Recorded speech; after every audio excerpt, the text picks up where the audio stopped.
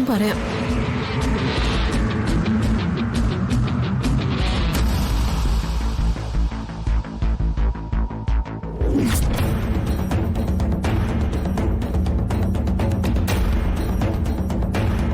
പൊന്നി, ശരി സത്യമ്മേ. ശാന്തേ, ശരി സത്യമ്മേ.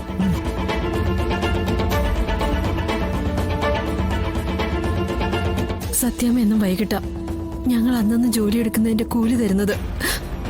അന്നും പതിവ് പോലെ പണം വാങ്ങി പൊന്നിക്ക് ആദ്യം കൊടുത്തത്. എന്തോ അത്യാവശ്യം പറഞ്ഞ് പൊന്നി നേരത്തെ ഇറങ്ങി. ഞാൻ സത്യമ്മ പറഞ്ഞ എന്തോ ഒരു പണി കൂടി തീർത്തിട്ടാ ഞാൻ പുറത്തേക്ക് ഇറങ്ങിയത്.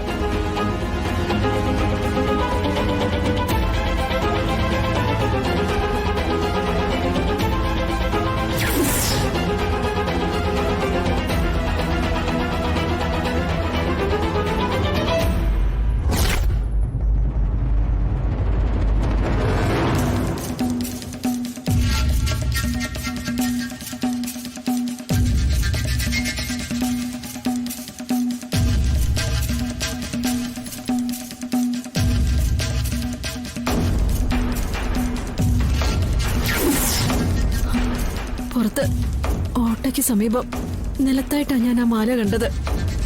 അത് കണ്ടപ്പോഴേ എനിക്ക് തോന്നി ഈ വീട്ടിലെ ആരുടെയും മാലയല്ല എന്ന്, ഏതോ യാത്രക്കാരുടെ ആവാനാണ് സാധ്യത എന്ന്. എന്തുകൊണ്ടോ എനിക്കത് സത്യമ്മ ഏൽപ്പിക്കാൻ തോന്നിയില്ല. എന്റെ ജീവിത സാഹചര്യം ആവാം എന്നെ കൊണ്ട് ആ മാല എടുപ്പിച്ചത്.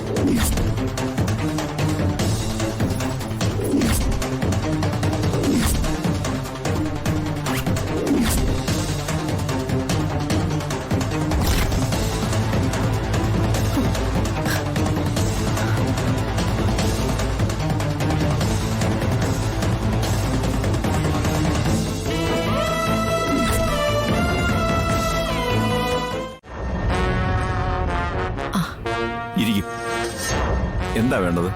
ഒരു മാല വിൽക്കാനുണ്ട്. ആ, എടുത്തോ.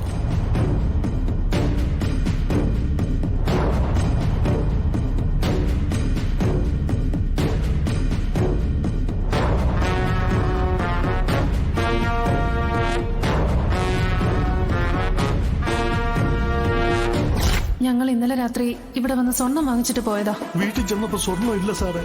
30 പവന കയ്യിൽ നിന്ന് പോയിരിക്കുന്നു.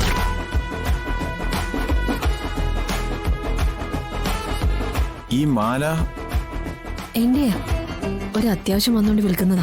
ആ, ഇരിക്കെ. ഞാൻ ഓണറോട് റേറ്റിന്റെ കാര്യം ഒന്ന് സംസാരിക്കട്ടെ.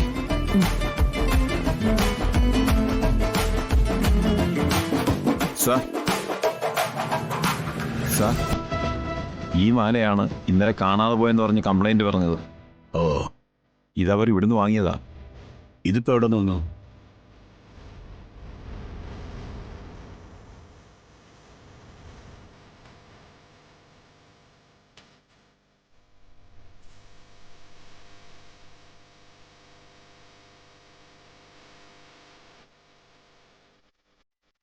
ഇത് ഈ പെൺകുട്ടി വിൽക്കാൻ കൊണ്ടുവന്നതാ. അവരോട് അവിടെ ഇരിക്കാൻ പറയും. ഞാൻ പോലീസിനെ വിവരം അറിയിക്കാം. എന്നിട്ട് ആരോട് സംസാരിച്ചു?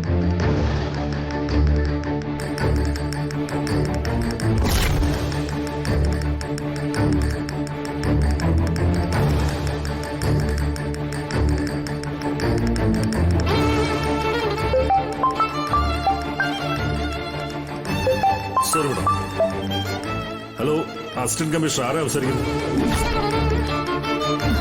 ഇതാണ് സംഭവിച്ചത്.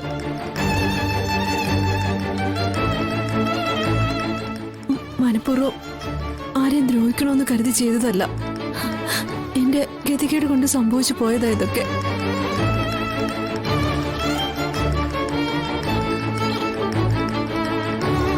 ഇതെന്താ വീണ്ടും പോലീസൊക്കെ വന്നേക്കുന്നു? ആ സ്വർണത്തിന്റെ കേസാ. ശാന്തേച്ചിയുടെ കയ്യില് ആ സ്വർണത്തിന്റെ ബാക്കിയുണ്ടെന്നാ പറയുന്നേ.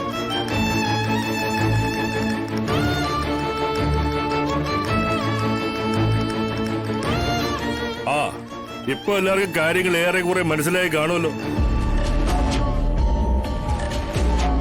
ഇവക്ക് സ്വർണ്ണമാല കിട്ടിയതേ ഈ മുറ്റത്തുനിന്ന്.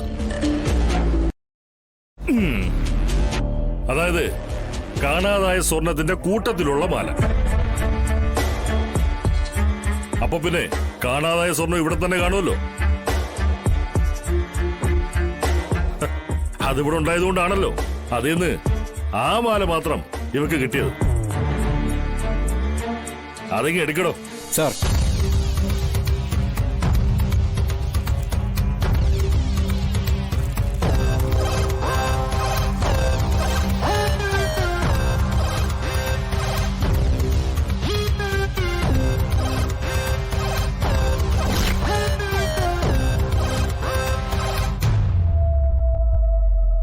ഇതാണ് തൊണ്ടി മുതലായി കിട്ടിയിരിക്കുന്ന ആ സ്വർണ്ണമാല.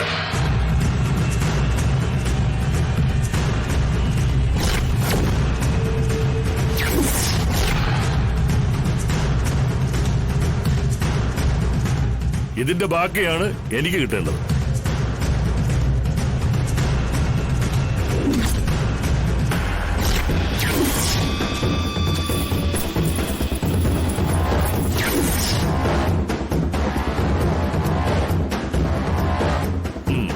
അപ്പൊ പിന്നെ എന്റെ ചോദ്യം ഇതാ,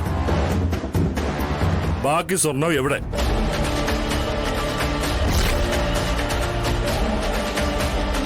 പറടാ, ബാക്കി സ്വർണം നീ എവിടെ കൊണ്ടാ പൂഴ്ത്തി വെച്ചേക്കുന്നേ?